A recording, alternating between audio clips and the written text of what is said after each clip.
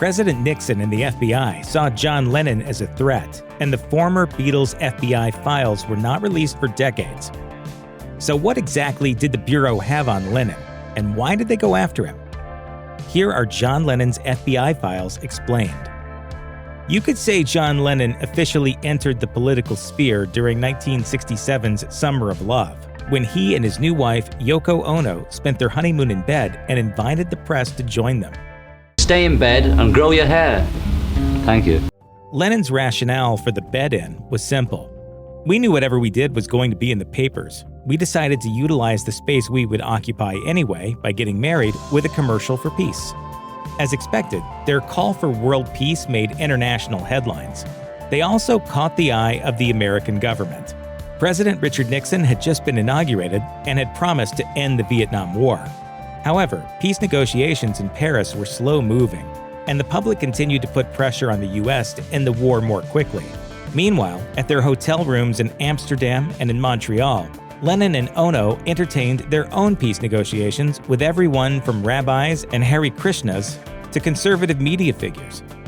Lennon told the press during his and Yoko's bed-in, "In Paris, the Vietnam peace talks have got about as far as sorting out the shape of the table they are going to sit round.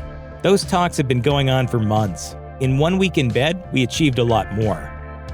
President Richard Nixon became increasingly concerned that John Lennon would use his influence to complicate the U.S. government's efforts and reputation. At Nixon's request, the FBI began a file on Lennon, which they would later refuse to declassify, claiming that releasing the Lennon files could cause international military retaliation due to Lennon's leftist ties. It took historian and professor John Wiener 14 years to finally convince the Bureau to release the secret documents, according to an extensive NPR radio interview. Wiener later wrote a book, Gimme Some Truth, the John Lennon FBI Files, about his findings. Soon after the documents were released in 1997, Mark Rosenbaum, legal director of the ACLU of Southern California, had this to say.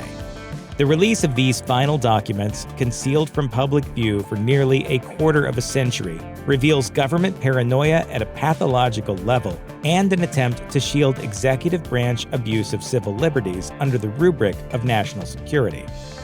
From 1971 to 1972, the FBI tracked John Lennon's activities not only due to his ties with anti-Vietnam War activist leaders, but for his songwriting. As stupid as it may sound, Nixon and many of his allies were afraid that Lennon was preaching radical ideas through his music that could lead to the downfall of America, or at least their administration. When Give Peace a Chance was released, it became a protest staple and rallying cry. Lennon began directly associating with certain left-wing activists, and Immigration and Naturalization Services moved to deport him on a bogus past drug charge. The Nixon administration claimed that Lennon had, quote, been admitted to the country improperly, and that he had pleaded guilty to a misdemeanor charge of marijuana possession in London in 1968. Immigration law at that time banned anyone who had a drug offense on their record from entering the U.S. Many powerful allies came to Lennon and Yoko Ono's aid, including musician powerhouses like Bob Dylan, movie stars like Tony Curtis, and best-selling authors like John Updike. Still, extradition proceedings ensued until the end of Nixon's Watergate crisis. Fortunately for Lennon and Ono, Nixon was deported from the White House before he was successful in deporting them. John Lennon became friends with key Vietnam protesters who were part of the Chicago Seven: Bobby Seale, Abbie Hoffman, and Jerry Rubin. The Chicago Seven were a group of anti-Vietnam War protesters who were charged with conspiracy and the intention of inciting riots at the 1968 Democratic National Convention in Chicago.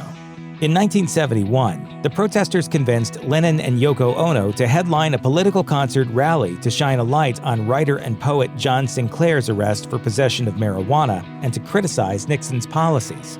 Sinclair was an activist from Detroit who had been part of forming the White Panther Party, a socialist group designed to support the goals of the Black Panther Party in the midst of the civil rights movement. The Free John Sinclair rally was an 8-hour-long show full of political speeches and performances by activists and artists, including Allen Ginsberg and Stevie Wonder. 15,000 people attended the show. The event also featured Sinclair himself via phone. Lennon even wrote an original song titled John Sinclair specifically for the concert. The most important thing to note about that night's events was that its organizers were ultimately successful in their goal. 48 hours after the rally, Sinclair was released from prison, and the Michigan legislature even reformed the state's marijuana laws in order to free him. John Wiener told NPR that he eventually obtained John Lennon's FBI files thanks to the Freedom of Information Act. He also discussed the agents on the investigation's incompetence, referring to them as more, quote, Keystone cops than the Gestapo. For example, a wanted poster of Lennon was produced at some stage, but the photo the FBI used wasn't even his. It was actually an image of David Peel, a folk singer and street performer in the East Village. The photo was from an album cover that Lennon had produced titled The Pope Smokes Dope. Lennon, who was undoubtedly one of the most recognizable faces in the world at the time, was ultimately mistaken for a local busker. Perhaps it was fortunate for Lennon that the Bureau's investigation was less than sophisticated. Once the threats of deportation began, John Lennon quickly realized they were politically motivated. He publicly spoke about how many people were coming to, quote, fix his phones, and that there were, quote, strange men outside in suits who he caught following him. Lennon would eventually sue the FBI for claims of illegal wiretapping. The FBI collected a lot of nefarious information that could have presumably been used to threaten and intimidate Lennon and Yoko Ono. They knew the whereabouts of Ono's daughter, Yoko, for example, according to the New York Times. Unfortunately, when President Richard Nixon was reelected, the deportation threats continued, and Lennon became more and more paranoid. But documents unearthed years later would prove that he had a good reason. Correspondence from FBI Director J. Edgar Hoover to Nixon's chief of staff confirmed that the White House was directly involved in Lennon's surveillance. There was never any proof that John Lennon was a communist or a Marxist, but that didn't stop the FBI from trying to label him as such. It probably didn't help that Lennon related his song Imagine to the Communist Manifesto. The song was released in 1971, at the peak of the FBI's investigation. Imagine became a revelation known worldwide. In Rolling Stone, David Frick writes, in 22 lines of lullaby rhyme, Lennon combined pungent social argument, imagine a world without artificial divisions of faith, politics, and greed, with a solace and promise in his voice and piano that could cut through utter gloom. Now Lennon hadn't just released Give Peace a Chance and touted the message war is over around a dozen cities during Christmas 1969, but he had released Imagine, a deeper, more meaningful manifesto of sorts. Yoko Ono said, it's not like he thought, oh, this can be an anthem. It was just what John believed, that we are all one country, one world, one people. He wanted to get that idea out. John Lennon was very outspoken about government tyranny and a capitalist system he felt exploited workers, as well as socioeconomic inequality.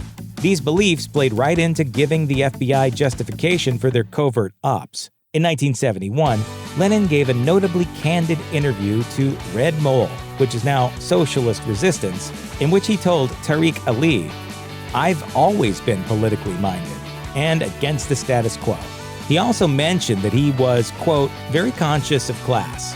In the interview, which also includes Yoko Ono, the couple discuss world politics, including in Europe and Russia, as well as how intellectual revolutionaries like Karl Marx and Vladimir Lenin were able to, quote, get through to the workers.